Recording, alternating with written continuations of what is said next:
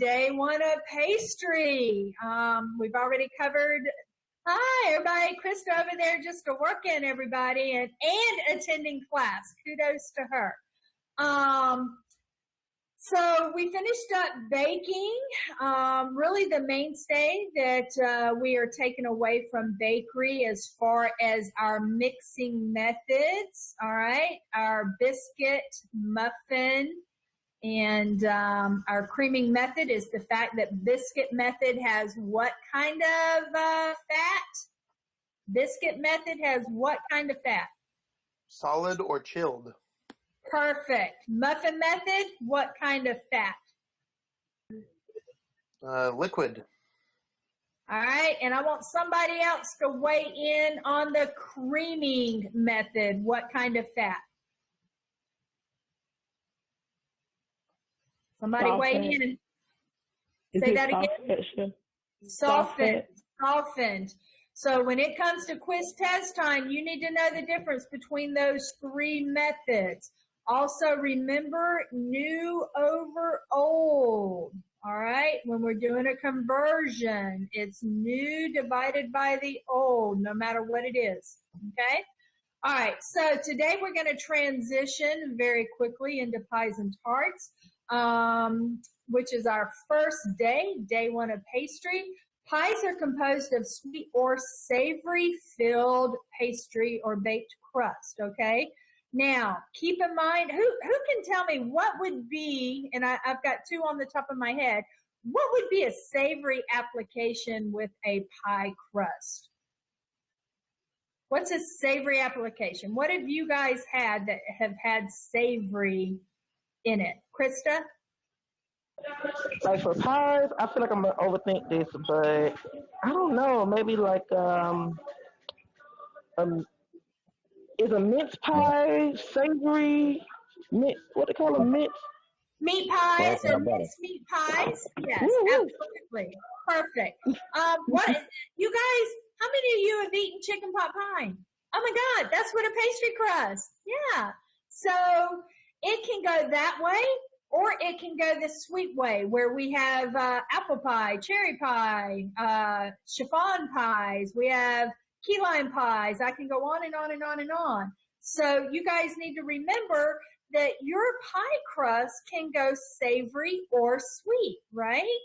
Now, remember we already talked about in baking, we talked about lard and Crisco, right? Or vegetable shortening. I shouldn't say necessarily Crisco. Some people use a different brand. We would use lard if we wanted that animal earthy flavor to our pie crust, right? And then you would use the vegetable shortening if you want more of that butter-like, no flavor taste. So keep that in mind. They're generally made in a round or sloped pan. The one thing I want y'all to keep in mind, pies are usually made, and I'm going to try to get my hands in this camera right, in sloped pans. So that's going to be your pie. A lot of people try to bake cakes, and we're not going into cake right now, but I have seen pans advertised as cake pans, and they have sloped sides. That is incorrect. Cake pans need to be 90 degrees straight up and down, all right? Now, tarts are similar to pies, but tarts are usually made in round pans, and they have very short sides. Usually a pie pan is like 2 inches tall. A tart pan it can be fluted, or a tart ring, but they're usually about 1 inch, 3/4 inch, maybe inch, well, not even 1.5 inches, usually about 3/4 to 1 inch tall. They're shallow. They can have straight or fluted edges, so keep that in mind. And tarts, typically, they can be in any shape. We've seen all kind of shapes.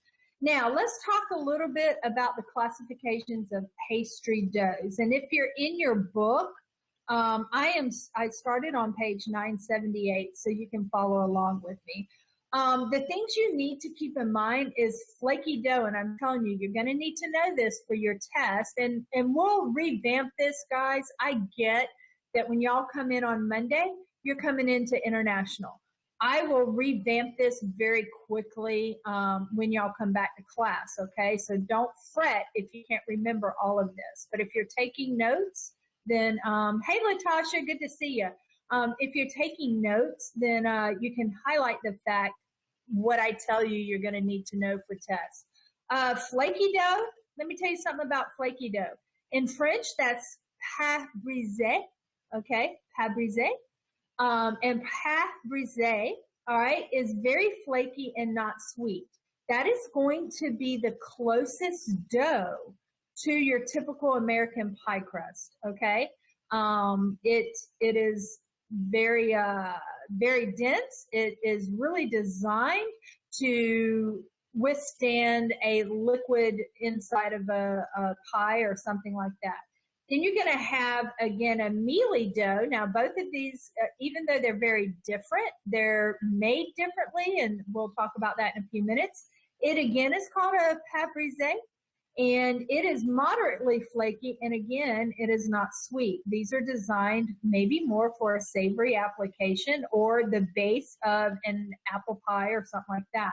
Your sweet dough, all right, pain sucré. Pain sucré is going to be your tart dough, okay? That is what you will use for your tart dough. It is very rich, crisp, but not flaky. How many of you have had a tart before, like a fruit tart or something like that? Perfect. That is made with your pain sucré, all right? Your pain sucré. Hey, good morning.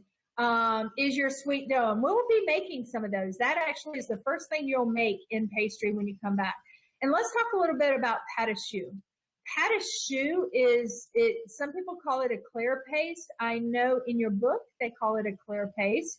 But that is a egg type dough that when you put it in the oven at the high temp, between the egg and the moisture, the water or milk, if you will, inside of that dough, it causes it to expand and create it to be hollow on the inside.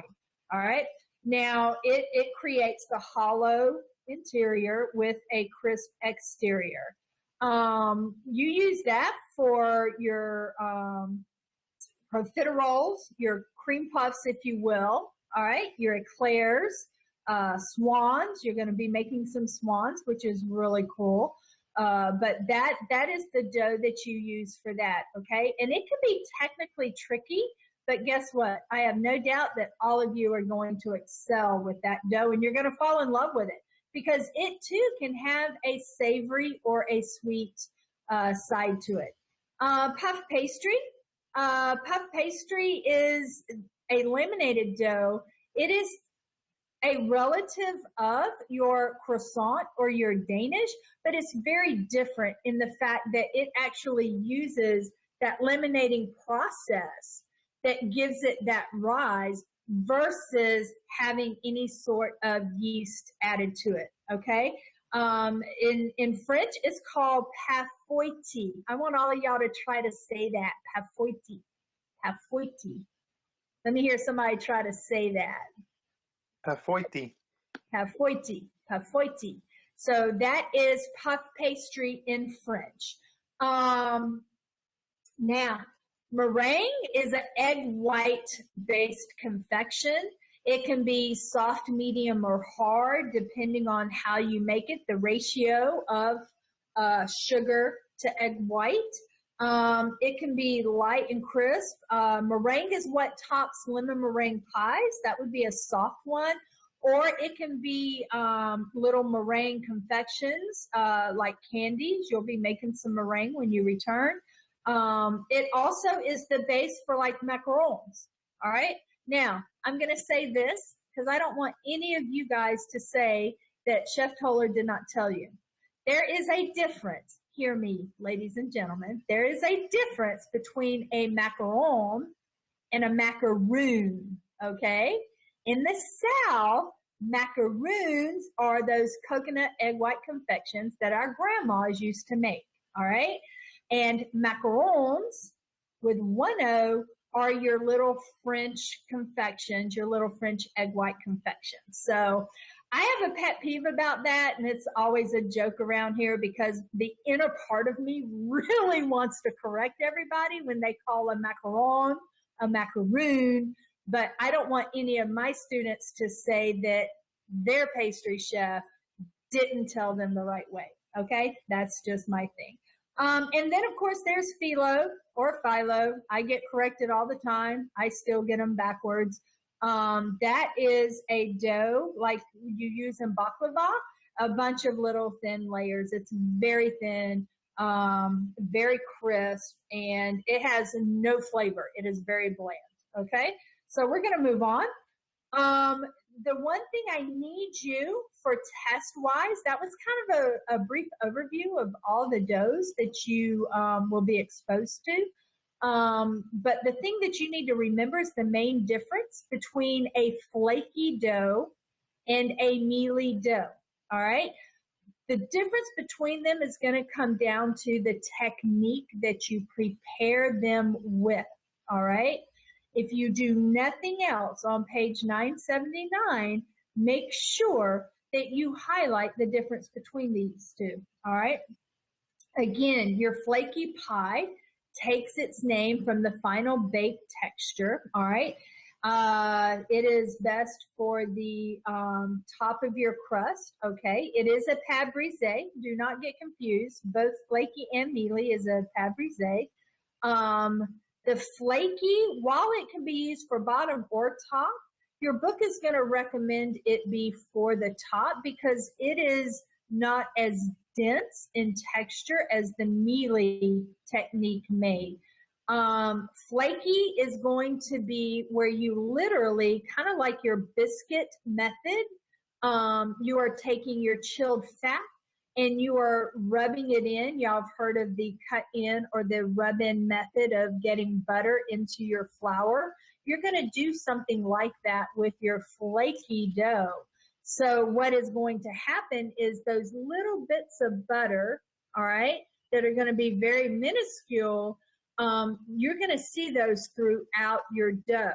And then you're going to keep your dough well chilled. And then when it gets ready to bake, those little bits of butter are going to melt. And as they melt, they're going to release steam that in essence puffs up the layers of the gluten, the flour that's around them, which creates those little pockets and thus the flakiness of that dough. Now, when you create the mealy dough, it can be the same ingredients, but you're going to do that in the mixer, all right? And then you're going to add your chilled fat to your flour. You're going to mix that until it gets like a cornmeal texture. Then you'll start adding your liquid. So if you can imagine, the butter is going to be more dispersed, okay, which is going to give it more of that mealy texture. You won't have all of that flakiness, which in turn, that's where they're saying mealy dough takes its name from more of the raw texture. Don't think of raw in the sense of raw food. Think of it more in the sense of a very tight, almost like a dough type structure. And I know that sounds a little confusing. When we're in the kitchen, I'll show you the difference and you'll have a better understanding. Because the flour layers are more compact, they're more tight knit. Think of it as the dough being more tight knit. It doesn't absorb the liquid as much, okay? Which is why it is better to use that on the bottom, all right? Do y'all kind of understand that? So a flaky is going to be flaky, all right? I want you to get that mental connection. Flaky dough gives you a more flaky crust, all right, or texture, where the mealy dough is going to give you more of that cookie texture, all right? And that's just kind of a picture analysis there. So mealy is going to be more used for your custard and fruit pies, all right? Now, again, I just went through this, so this entire slide, I'm just going to revamp. The difference between the two types of doughs is how the fat is blended. That's what I just told you guys. Flaky pie dough, the fat is cut or rubbed into the flour. You're going to have a little bit bigger butter particles. That's what I just told y'all. And then they're going to be about the size of peas, which is like the biscuit method, all right? Pretty much, it's like the biscuit method. And again, these are going to be used for top crust or pre-baked shells. Now you got to think, pre-baked shells are blind baked shells, okay? So you're going to bake them, and then you're going to put something that doesn't need to be baked in them, such as a custard or a chiffon or something like that. Mealy, okay, again, is where you're going to do this in a mixer. You're going to put your chilled fat and your flour. I just said this, just revamping it. You're going to mix it until you get almost that cornmeal texture. Then you're going to add your liquids. This is going to give you a tighter, denser crust, almost like a cookie type crust. Not a cookie, hear me, not a cookie, but like a cookie type crust. And again, it's going to retard the liquid or the absorption of liquid as a base crust, all right? Let's see, crust. Pies can be used or can be made using flaky dough, mealy dough, or a crumb crust. Who can tell me what would we use a crumb crust for? What is a crumb crust? Do any of y'all know that already? Would be like a streusel crumble or something along the lines. Well, streusel crumble is not a crust, but I get where you're heading. Maybe think about a cheesecake. We make a graham cracker crust. An Oreo pie, where we take the Oreo cookies, we crumble them up and make a pie crust out of that. That's what they mean by a crumb crust. It would be some sort of crumb that you add butter to potentially, or some other sort of fat, and you adhere it together to make a crust. So keep that in mind. When you're making pies, you're going to use flaky, mealy, or some sort of crumb crust. When you're making tarts, you're going to use a sweet dough. All right. And what did I say sweet dough's name was? Pas sucré. Everybody say pas sucré. Pas sucré. That's okay. As a pray. Pas sucré. All right. The T is pretty much kind of silent. The E is definitely silent. And sucré is how you say sugar in French. So pas sucré. Crust can be filled, baked, or baked and then filled, which is called blind baking. Blind baking is where you're going to put your crust into the pie shell, and then you're going to put either heat-proof cling wrap, or you may use softened parchment paper or foil, but you're going to put that in to support your crust, and then you're going to fill it either with beans or rice or something that can be baked, and you're going to bake your crust prior to filling, all right? Now, your basic pie dough. Now, this is basic pie dough formula, and I'm not sure what page it's on in your book. I'm going to imagine somewhere around the pie section, 979. Your basic pie dough formula is 3-2-1, all right? 3 parts flour, 2 parts shortening, 1 part water. So if off the top of your head, you're not going to need to know this formula for any quiz or test, but just to kind of give you a variation of, most pie doughs are going to follow suit with a 3-2-1, okay? Now, cutting the fat into your pie crust. Now, unfortunately, y'all have not been in labs, so you haven't done the biscuit method yet.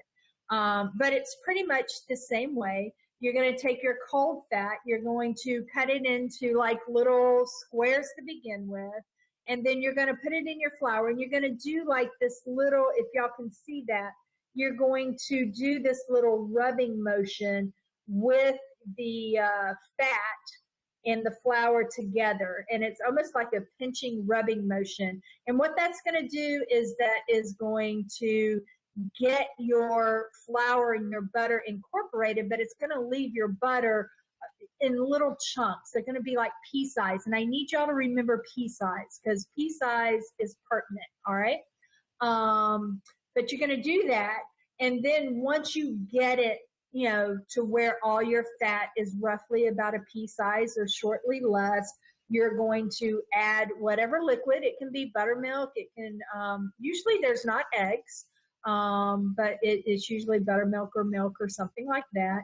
And then you're going to start putting it together. Now, the trick with a flaky crust is to not overwork it. Same thing with your biscuit method. You're not going to overwork it. You're going to, you know, new students in particular, or people who have never baked, they really want to manhandle this dough. And I'm telling you, you're kind of pulling it together, pushing it together, maybe folding it together. The less you work it, the more tender and flaky your crust is going to be, okay?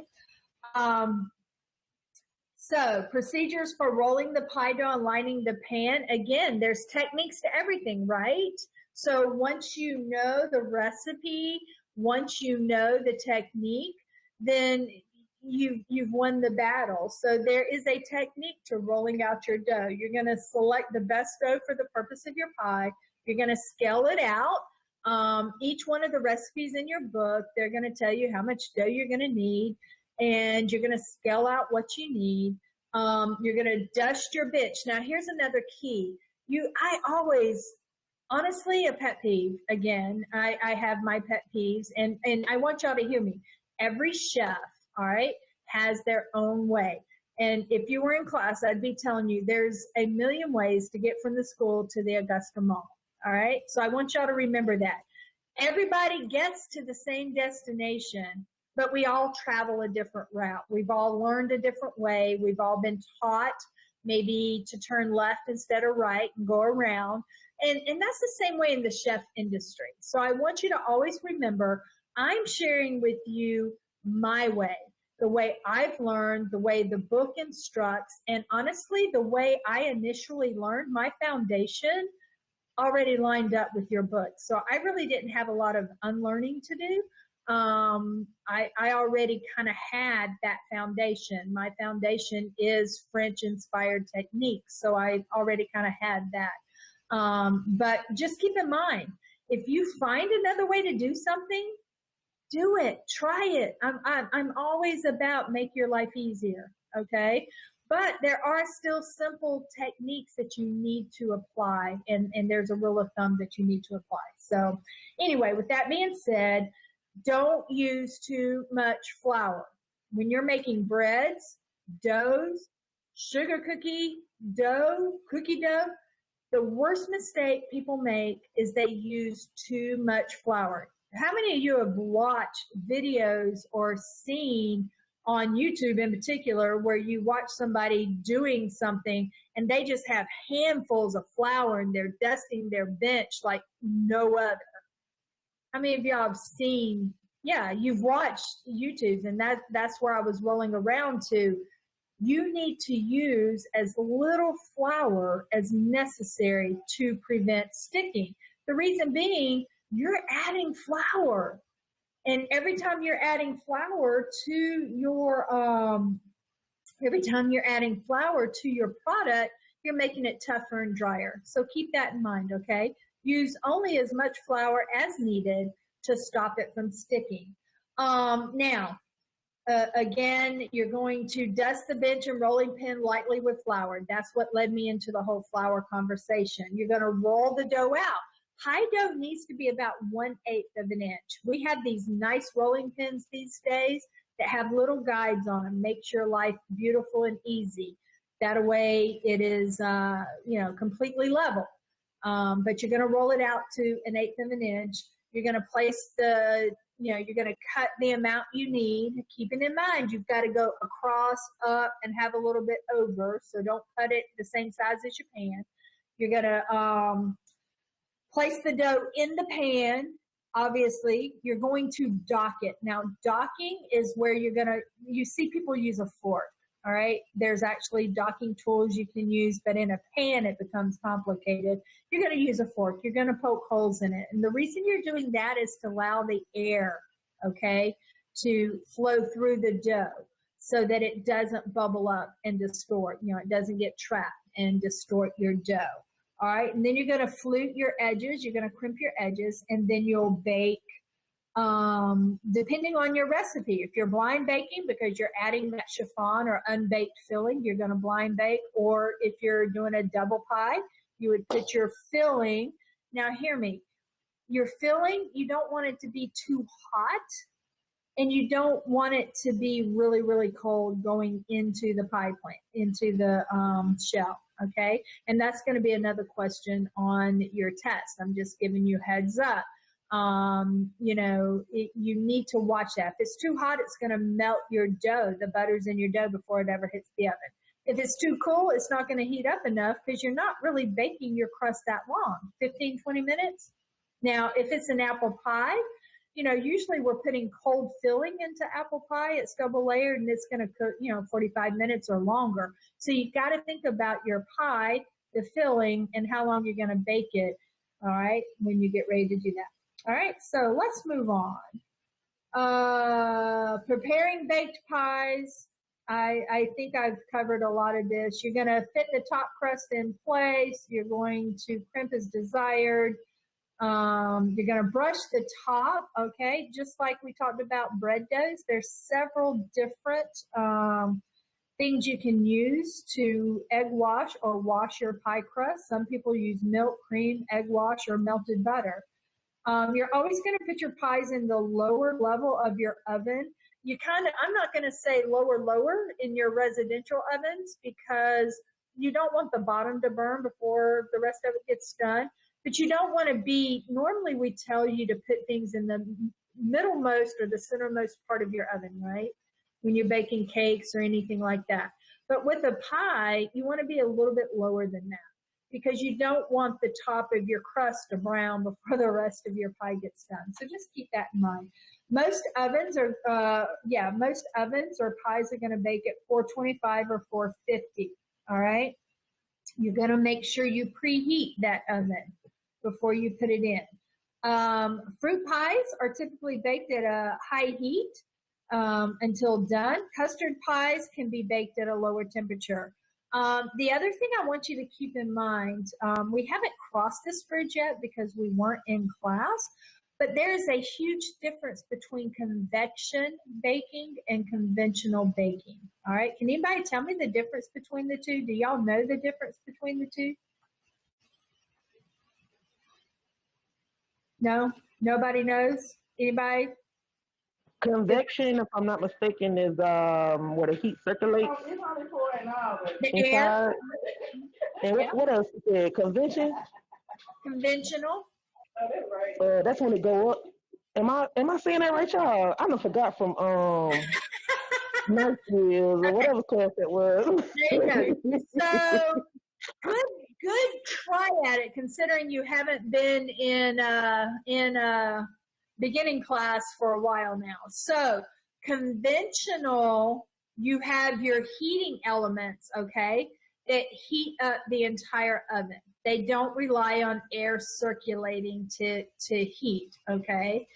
Convection relies on little fans and circulating the hot air around your food, all right? Now, I'm going to be honest. For baking, conventional is best because you have a steady temperature. However, here at school, we have convection ovens, all right? Now, a lot of residential ovens have convection capabilities, but I honestly don't recommend it unless you trial and error it. And I do not recommend that you bake on multiple levels in your residential oven like they advertise on TV and in your manual, because there's a single fan in most of y'all's ovens that are centered and they don't do an efficient job of circulating that hot air. Now, with that being said, if you decide that you're going to take a recipe and you're going to bake convection versus conventional, you have to make an oven adjustment, okay? Convection cooks hotter and faster.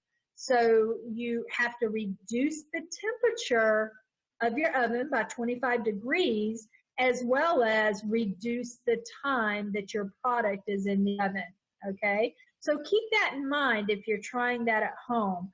most recipes in the US are designed for conventional ovens. So I recommend that you bake conventionally. Again, keeping in mind if you decide to go convection, that you make those changes, okay? And anytime you put something in the oven, here's my final thought with that. Anytime you put something in the oven, your recipe is nothing but a guideline, okay, guys? It is a guideline. It does not mean your product, if the recipe says bake for 30 minutes, it doesn't mean that you need to just set a timer, walk away for 30 minutes and not look at your product, okay? That person who developed that recipe, you don't know what oven they had, were they baking convection, whatever. You really should check, especially in the pastry world, you need to check your products about every 10 minutes. And I'm going to encourage you, when y'all come back to the kitchen, do not, I'm going to tell you 1,000 times, don't set a timer because the recipe says, all right? I promise you, you're going to go back and your stuff's going to be burnt, all right? You're going to have to mindfully, continually check about every 10, 15 minutes, depending, or at least halfway. If the recipe says 30 minutes, you're going to check it in 15. If it says 20 minutes, you're going to check it in 10. Y'all get that? So again, when you start talking about some of the defining differences between savory and pastry, pastry is very critiquey. It's very, you have to pay attention. It's very refined and can be very delicate, okay? With that being said, your pie fillings, I'm going to run over those and that will end this lecture. You can have cream fillings, like I talked about chiffon. Think about tarts. You make a crème pâtissière, which is a pastry cream. You can have flavored pastry creams. You can have fruit. Now, talking about fruit fillings. Fruit fillings can be made with cooked fruit, cooked juice, and baked fillings. They classify those. Then you can have a custard. A custard would be something like your creme brulee. That is a custard, all right? And there is a difference between a pastry cream or a cream and a custard, stirred custard, baked custard. You're going to need to know the difference between a stirred custard and a baked custard. Who can give me an example of a stirred custard?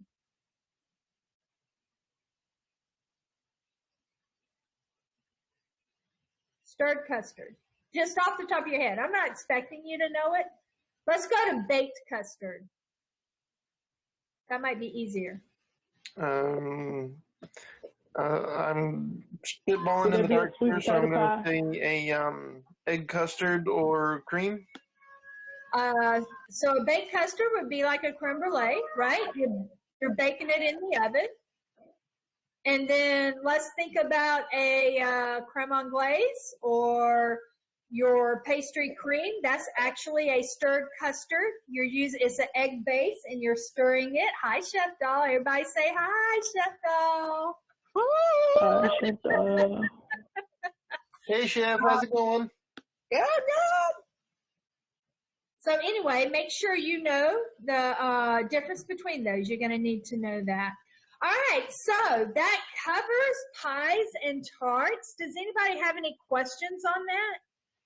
If you don't right now, definitely kind of make sure. Here's my thing. I know y'all are going into international.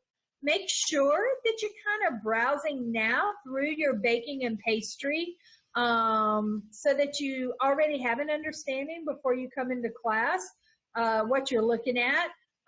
Baking is going to definitely be more of your biscuits, your breads, things like that. Pastry is going to be, you know, your pies. It's going to be your eclair paste. We're going to do cake. We're going to learn the differences between our cakes and icings and things of that nature. And we'll do some dessert sauces and do some plating. It's a beautiful thing. Other than that, any questions at all about what? I know I tend to be extra thorough, so I sometimes probably give y'all more information than you want or need, but I feel like it's all those little details that are going to make y'all successful. Any questions? All right. If not, we're going to wave bye to our online world. Say bye, everybody.